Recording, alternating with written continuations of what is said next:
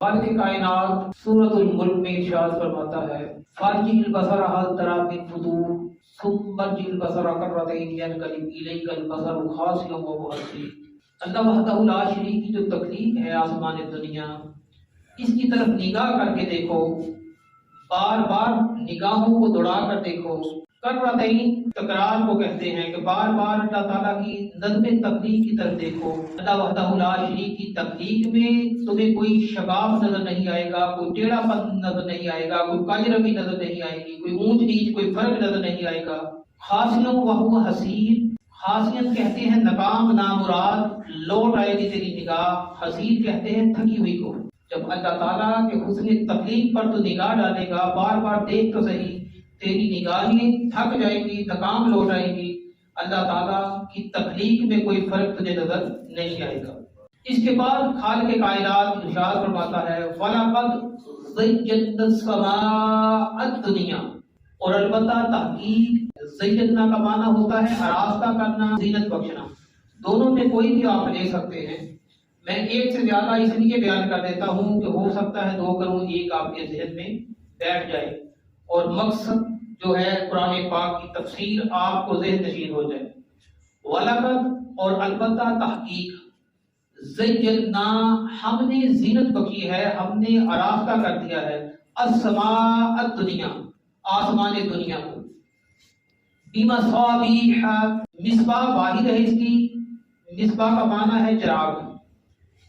بِمَصَابِیحَ، اللہ وحدہ لا شریک نے زیادہ چراغوں سے آسمان دنیا جو قریب کا ہمیں آسمان نظر آتا ہے اس کو زینت بخشتی ہے۔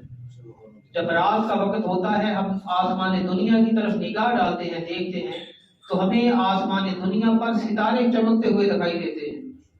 تو اللہ وحدہ لا شریک نے یہ آسمان دنیا کی تخلیق کے بعد اس کو زینت بخشنے کے لیے یہ چراغوں کا اہتمام کر دیا ہے۔ چراغ کا معنی بھی یہی ہوتا ہے جس سے اندھیرا دور ہو جائے۔ تو اللہ تعالیٰ نے آسمان دنیا کو زینت بخش دی ہے چراغوں کے ساتھ، یعنی ستاروں کے ساتھ۔ تو اللہ وحدہ لا شریک نے یہاں سجاوٹ کا ذکر فرمایا ہے کہ سجاوٹ کرنا خالق کائنات کی سنت ہے۔ جیسے بھی آسمان دنیا کو ترتیب دے دیا تو بعد میں زینت بخش دی اللہ وحدہ لا شریک نے آسمان دنیا کو ستاروں کی وجہ سے۔ ڈیکوریٹ جس کو کہتے ہیں، اللہ تعالیٰ نے اسے ڈیکوریٹ کر دیا دیکھنے والوں کے لیے کہ جب نگاہیں اٹھا کر رات کے وقت دیکھیں تو میرا جو حسن ہے وہ ان کو اس کے اندر نظر آئے۔ تو یہ اللہ تعالیٰ کی وحدانیت پر ایک دلیل ہے، اللہ تعالیٰ کی ایک ہونے کی طرف یہ دلیل ہے کہ اے دیکھنے والے دیکھ تو صحیح، آسمان دنیا پر میں نے ستاروں کا، چراغوں کا ایک جال بچھا دیا ہے، تو اس کے حسن پہ گم ہوتا چلا جا۔ تو سوال یہ پیدا ہوتا ہے کہ ستارے جو ہیں اس کو اللہ وحدہ لا شریک نے زینت بخشی ہے آسمان دنیا پر، جو ہمارے قریب کا آسمان ہے اس پر اللہ وحدہ لا شریک نے انہیں سجایا ہے۔ تو ستارے جو ہیں یہ تین وجہ سے لوگوں کے لیے نفع مند ہیں، فائدہ مند ہیں۔ ایک تو یہ ہے کہ اللہ تعالیٰ نے اس سے آسمان دنیا کو زینت دی، جس کا ذکر قرآن عظیم فرقان حمید نے فرمایا، جو کہ آپ لوگ سن چکے ہیں۔ دوسرا یہ ہے کہ ستارے جو ہیں یہ جنگلوں میں رہنے والے جو ہیں، بحری سفر کرنے والے جو ہیں، ان کے لیے ایک راستے کا تعین کر دیتے ہیں۔ بحری جہاز کا ایک کیپٹن ہوتا ہے جو فلکیات کا ماہر ہوتا ہے، ستاروں کا علم بھی جانتا ہے کہ ستارے کس ترتیب سے چل رہے ہیں اور یہ راستہ کیسا رہے گا آگے جا کر۔ تو اس کے لیے بھی اللہ وحدہ لا شریک نے ستاروں کے اندر رہنمائی رکھتی ہے کہ اللہ وحدہ لا شریک نے ان تاروں کی وجہ سے، ان ستاروں کی وجہ سے جو نیچے سے جنات اوپر چڑھتے ہیں، آگ نما، آگ کا گولا کہہ لیجیے، وہ ان ستاروں سے نکلتا ہے، اور جو اوپر جنات چڑھنے کی کوشش کرتے ہیں اس سے ڈر کر واپس بھاگتے ہیں، جس کا ذکر اللہ وحدہ لا شریک نے اگلی آیت میں کیا ہے۔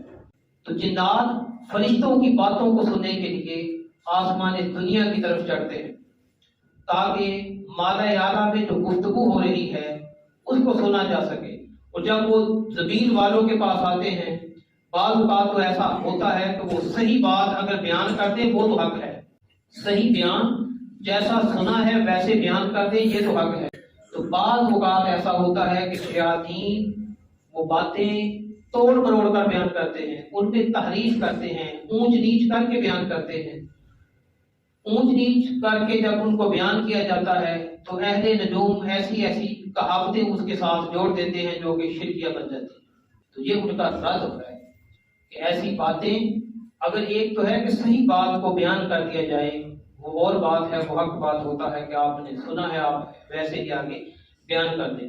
ان کو توڑ مروڑ کر غلط رنگ دے کر جب گفتگو کی جائے گی اس سے فساد برپا ہوتا ہے۔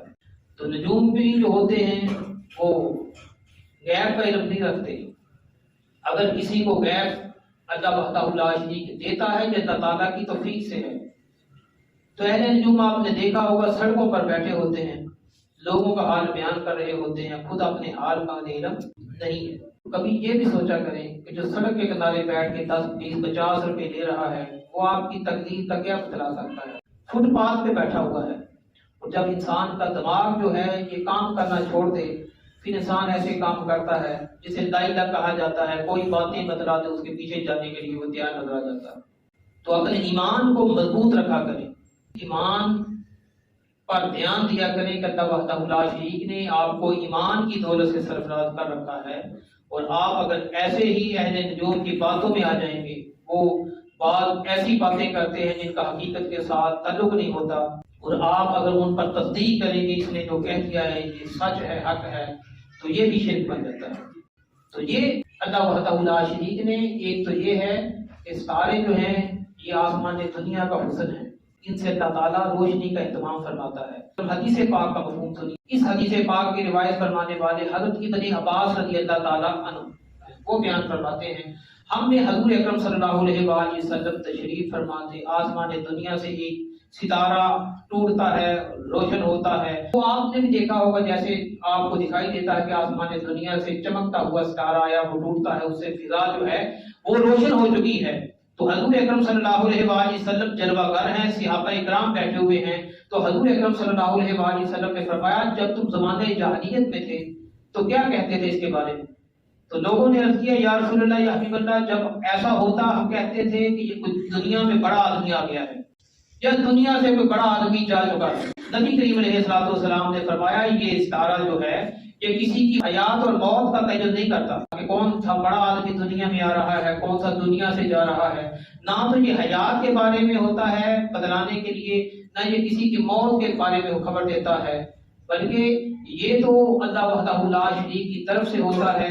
جب شیاطین اوپر کو چڑھتے ہیں تو یہ آپ کو سمجھانے کے لیے حدیث پاک کا خلاصہ بیان کرتا ہوں، جب وہ فرشتے اوپر چڑھتے ہیں تو اوپر کا جو آسمان ہے وہ باتیں کرتے ہیں نیچے والے آسمان دنیا جو ان سے نیچے ہیں، اور وہ نیچے والوں سے باتیں کرتے ہیں، اور اللہ وحدہ لا شریک کی وہ باتیں جو اللہ تعالیٰ مالا اعلیٰ میں گفتگو ہوتی ہے تو فرشتے تو اس پر سبحان اللہ کہتے ہیں کہ اللہ وحدہ لا شریک پاک ہے۔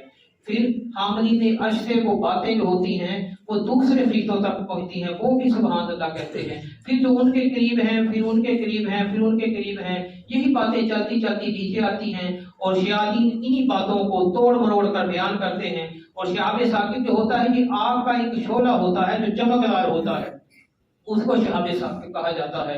اور ایک تارا جو ٹوٹتا ہے اس کی حقیقت یہ بھی بیان کی گئی ہے، بعض نے یہ بھی لکھا ہے کہ آسمان دنیا پر جو ستارے ہیں یہ اپنی جگہ قائم رہتے ہیں، ان سے ایک نور جڑ کر باہر نکلتا ہے، سمجھ لیجیے آگ کا گولا ہوتا ہے، اور وہ شیاطین کی طرف ان کو بگانے کا ایک آلہ تصور کیا جاتا ہے۔ اس کے لیے ہیں، کیوں کر ہیں، تھوڑی سی میں نے پر بھی گفتگو کی ہے۔ تو اللہ وحدہ لا شریک نے اسی کا ذکر خیر فرمایا ہے، وَجَعَلْنَاهَا جُمَّةً الشَّيَاطِينِ، رجم کرنے کے لیے، بگانے کے لیے شیاطین کے، وَأَعْتَدْنَا، اور ہم نے تیار کر رکھا ہے، لَهُمْ عَذَابَ السَّعِيرِ، ان کے واسطے بڑھتی ہوئی تاکتی ہوئی آگ کا عذاب کی نوید سنا رکھی ہے، ان کے لیے جو ایسی گفتگو کریں گے، ایسی گفتگو کا حصہ بنیں گے جو شرک میں مبتلا ہو جائیں گے۔ اور اس سے ایک یہ بھی ہے کہ جو شیاطین ہوتے ہیں ان کو بھگانے کا کام بھی اللہ وحدہ لا شریک سے لیتا ہے۔ ستارے اپنی جگہ موجود رہتے ہیں، ان سے ایک ذرہ جڑتا ہے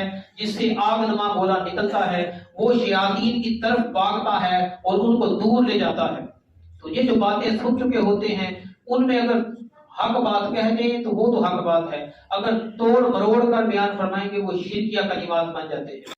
تو تو اللہ تعالیٰ کی طرف، اللہ کے فرشتوں کی طرف اس کی نسبت کر دینا، یہ بھی بہت سخت وعید ہے اس کے بارے میں کہ یہ کوئی اچھا کام نہیں ہے۔ اللہ تعالیٰ نے جس بات کا حکم نہ دیا ہو وہ بات اللہ تعالیٰ کی طرف منسوب کر دینا، یہ بھی بدبختی کی علامت تصور کیا جاتا ہے۔ وَلِلَّذِينَ كَفَرُوا بِرَبِّهِمْ عَذَابُ جَهَنَّمَ وَبِئْسَ الْمَصِيرُ۔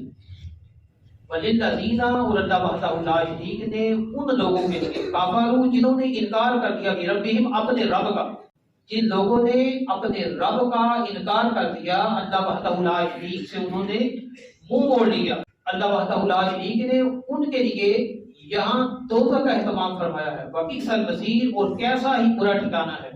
یہ کوئی اچھی چیز نہیں ہے، دوزخ آگ ہے، آگ کے شعلے ہیں۔ اس کا ذکر اللہ وحدہ لا شریک اگلی آیت میں فرما رہا ہے، اِذَا أُلْقُوا فِيهَا سَمِعُوا لَهَا شَهِيقًا وَهِيَ تَفُورُ۔ جب ان کو دوزخ کی آگ میں ڈالا جائے گا، وہ دوزخ کی آگ میں ہوں گے، ایک دوزخ کی چنگاڑ ہوگی، زوردار آواز ہوگی۔ تفور کہتے ہیں جس میں جوش ہوگا، جوش والی آواز ہوگی، خوفناک جوش والی آواز ہوگی، اور چنگاڑ ان کو پکڑ لے گی۔ چنگاڑ کے بارے میں بھی گفتگو سنتے چلے جائیں۔ چنگاڑ کیا ہے؟ پہلے دوزخ چنگاڑ کی آواز کو سنیں گے۔ وہ چنگاڑ کیا ہے؟ بعد نے یہ لکھا ہے کہ دوزخ میں جو آگ ہے وہ شعلے ہیں، جب اس کو بڑھایا جائے گا، وہ جو شعلے آسمان دنیا کی طرف باتیں کریں گے، اس کی آواز ہے، اس کو چنگاڑ سے تشبیہ دی گئی ہے۔ کسی نے یہ لکھا ہے کہ وہ آواز گدھے کی طرح کبھی آواز ہوگی جو ان کو اپنی لپیٹ میں لے لے گی۔ کسی نے یہ بھی لکھا ہے کہ وہ جہنم جو ہے جب وہ سانس لے گی اس کی آواز کو چنگاڑ کے ساتھ تشبیہ دی گئی ہے۔ جہنم کی سانس کی آواز ہے وہ ایک چنگاڑ کی مثل ہوگی۔ بعض نے کہا ہے کہ دوزخی کو اس قدر شدت والا عذاب دیا جائے گا، وہ جو آواز خود سنیں گے دوزخ کے اندر، اسے بھی چنگاڑ کہا جاتا ہے۔ تو اللہ تعالیٰ سے دعا کرتا ہوں اللہ وحدہ لا شریک قرآن پاک اس سینے سے لگانے کی ہمیں توفیق نصیب فرمائے، اور قرآن کے مطابق عمل کر کے زندگی کی بہاریں گزارنے کی توفیق سے ہم سب کو مزین فرمائے۔ وما علینا الا البلاغ۔